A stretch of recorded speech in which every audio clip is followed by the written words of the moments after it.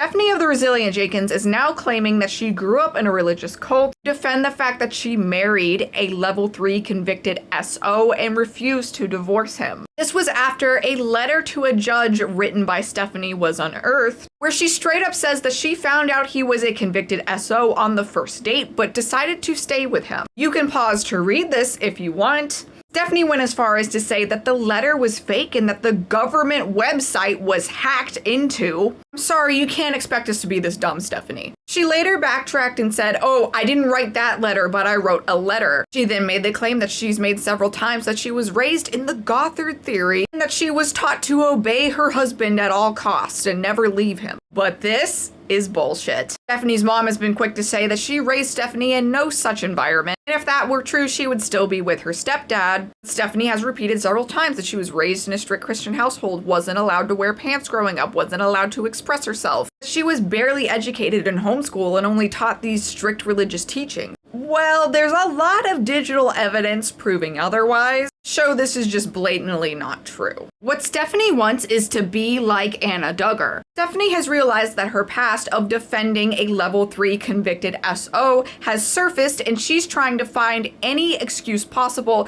to make people see her as the victim. And what she's doing is she's trying to get the same amount of sympathy that people have towards Anna Duggar towards her by lying about her life and taking bits and pieces from Anna's story. For those that don't know, Anna Duggar was raised in an actual cult called the IBLP, and when she was a young adult, she was basically sold to Josh Duggar in an arranged marriage where she had no choice of what man to pick. And basically her family gave her to Josh so that they could get notoriety from the Duggar family name. Basically, Josh's family wanted him to marry a girl as soon as possible so that they could give him basically a Smex toy to try and curb his abusive behavior. For those that don't know, Josh Duggar has a long history of abusing and assaulting women, and he is currently serving a prison sentence for a large possession of CSAM.